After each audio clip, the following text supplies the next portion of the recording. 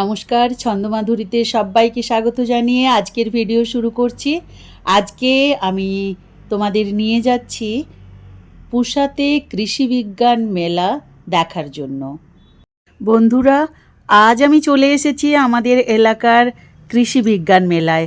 এখানে সত্যি বলছি, কৃষির এত নতুন নতুন জিনিস দেখে আমি নিজেই অবাক। তোমরা কি জানো এখন চাষাবাদে ড্রোন, স্মার্ট মেশিন সব ব্যবহার হচ্ছে? আজকে আমি সেগুলো লাইভ দেখে এলাম কৃষি বিজ্ঞান মেলায়। কৃষি বিজ্ঞান মেলা অর্থাৎ এগ্রিকালচারাল সায়েন্স ফেয়ার আসলে খুবই ইন্টারেস্টিং একটা আয়োজন। এখানে শুধু মেলা নয়, কৃষির নতুন নতুন প্রযুক্তি, আইডিয়া আর সমাধানের একটা বড় প্রদর্শনী হয়। এই ধরনের মেলাতে অনেক আধুনিক কৃষিযন্ত্র যেমন tractor, power tiller, harvester, spray machine, drip irrigation system ইত্যাদি দেখা যায়। নতুন জাতের বীজ ও গাছ, যেগুলো উচ্চ ফলনশীল ধান, গম, সবজি, ফলের চারা, অর্গানিক ফার্মিং যেটাকে আমরা জৈব চাষ বলি, তার প্রদর্শনীয় হয়। সেখানে দেখানো হয় কিভাবে কেমিক্যাল ছাড়া চাষ করা যায়।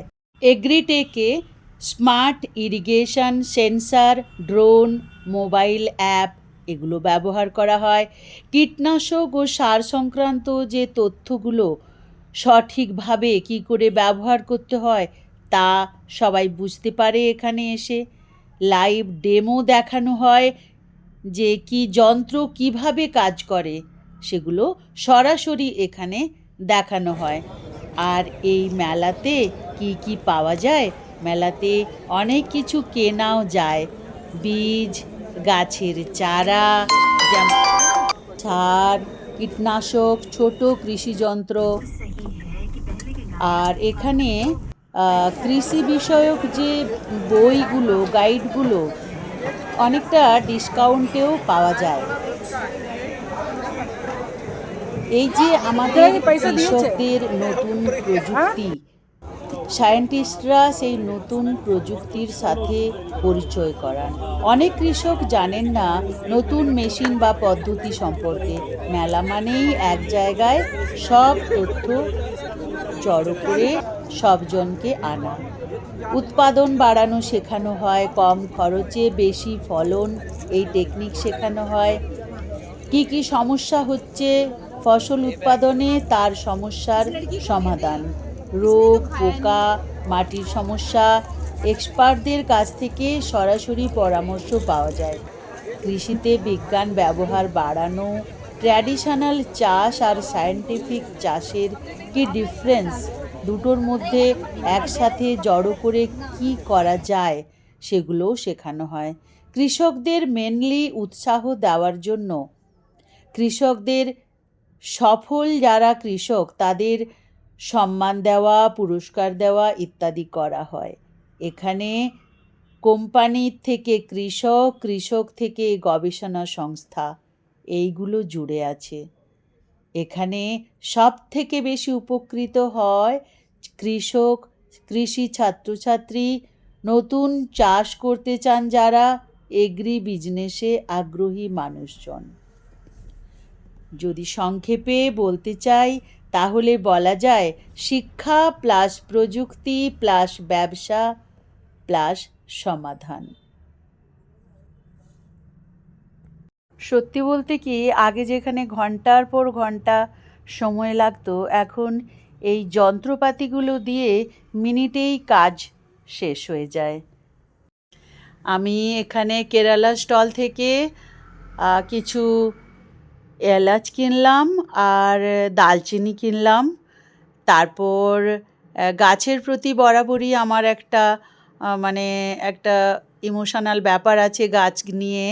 আমার ভীষণ ইচ্ছে আমি অর্কিড কিনবো, সেগুলোই খুঁজছিলাম। তো অর্কিড অনেক জায়গায় দেখেছি, কোথাও পেলাম না, কিন্তু একটা জায়গাতে এত ভালো ভালো অর্কিড, আর সেই অর্কিডগুলোর দাম কি বলবো, অর্কিডগুলোর একটা একটা অর্কিডের দাম হাজার টাকা থেকে 6,000 টাকা অবধি। আর সিজন ফ্লাওয়ারগুলো এখন নিয়ে কোনো লাভ নেই, কারণ এগুলো তো খারাপ হয়ে যাবে দুদিন পরেই। তো সিজন ফ্লাওয়ারগুলো আমি নিলাম না। এখানে এই অর্কিডগুলো দেখছেন, এই অর্কিডগুলোর প্রতি আমার ভীষণ নজর। দাম হোক আর যাই হোক, আমি দুটো অর্কিড গাছ নিয়ে এসেছি, দেখাচ্ছি। বাড়িতে নিয়ে এসেছি একটা ইয়েলো অর্কিডের গাছ আর একটা পার্পেল কালারের অর্কিডের গাছ, আমার ভীষণ ফেভারিট। আর গাছগুলো নিতে পারলাম না ভারী হয়ে যাবে বলে, আর আমি কিছু ওই কোকোপিট, ভার্মিকম্পোস্ট এগুলো নিলাম। এই যে আমার কোকোপিটের পুরো বস্তা, এটা এই এতগুলো আমি বয়ে এনেছি। যাওয়ার সময় তো চলে গেছিলাম কারে করে, কিন্তু আসার সময় পুরো হাঁটতে হলো, কারণ আমার হাজব্যান্ডের ওখানে ডিউটি। আমার ডিউটির পর আমাদের পিলা গ্রুপ আছে, পুষা লেডিজ অ্যাসোসিয়েশন, সেই পুষা লেডিজ অ্যাসোসিয়েশন গ্রুপের কাজ ছিল, আজ ডিউটি ছিল। তা সেরে আমি কিছুটা ভিডিও যেটুকু বানিয়েছি আপনাদের তাই দেখালাম। 25 ফেব্রুয়ারি ফার্স্ট ডে, কালকে আবার ডিউটি আছে, যাব।